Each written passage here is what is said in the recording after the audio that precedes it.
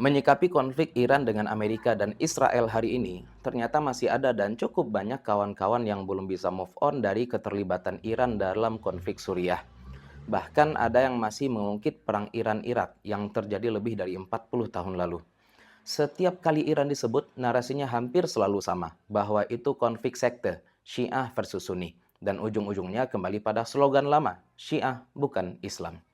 Masalahnya realitas tidak sesederhana itu. Perang Suriah bukan perang dua manhaj, itu perang multidimensi. Ada rezim yang berhadapan dengan pemberontak, ada perang melawan ISIS, ada perebutan pengaruh regional, ada intervensi Amerika dan sekutunya, ada keterlibatan Rusia, Turki, dan Iran. Iran memang mendukung pemerintah Bashar al-Assad, itu fakta. Dan masuknya Iran terjadi atas undangan pemerintah Suriah yang saat itu masih diakui sebagai pemerintah berdaulat di forum internasional. Apakah ada korban sipil? Ada. Apakah hanya Iran yang menyebabkan korban? Tidak. ISIS punya rekam jejak kebrutalan yang sangat jelas. Sebagian kelompok pemberontak juga memiliki catatan pelanggaran. Serangan udara koalisi internasional pun menimbulkan korban. Kalau kita jujur, ini adalah perang politik dan geopolitik, bukan perang manhaj akidah.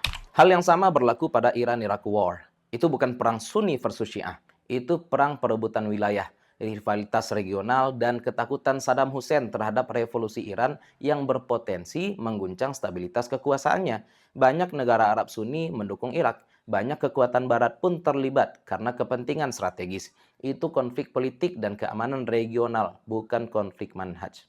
Kalau semua konflik antar negara Muslim dianggap konflik mazhab, bagaimana menjelaskan konfrontasi Indonesia-Malaysia? Dua-duanya mayoritas Sunni. Bagaimana menjelaskan konflik dalam negeri kita sendiri, seperti Aceh dan Sumatera Barat? Sama-sama Muslim, sama-sama Sunni. Apakah itu karena beda akidah? Tidak. Itu karena politik, keamanan, dan perebutan kewenangan. Lalu kenapa ketika konflik terjadi di Timur Tengah, semuanya direduksi menjadi Sunni versus Syiah? Tidak ada mazhab dalam Islam yang secara resmi memerintahkan penganutnya memerangi muslim lain hanya karena beda manhaj. Perang biasanya lahir dari kepentingan politik dan kekuasaan, kecuali satu pola dalam sejarah, yaitu Khawarij.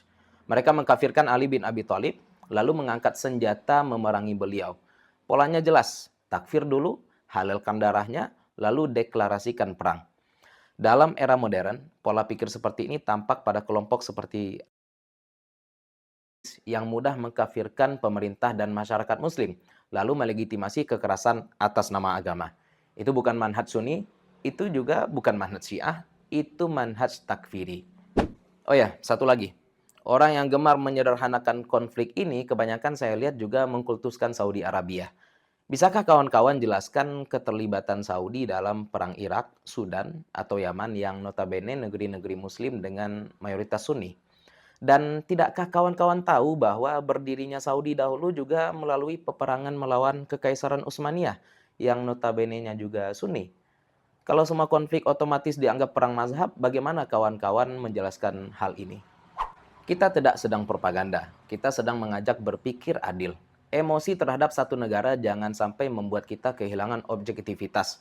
Karena dalam banyak kasus yang bermain adalah kepentingan kekuasaan, bukan perbedaan mazhab.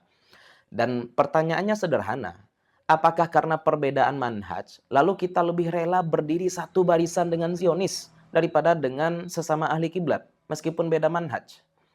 Think about it.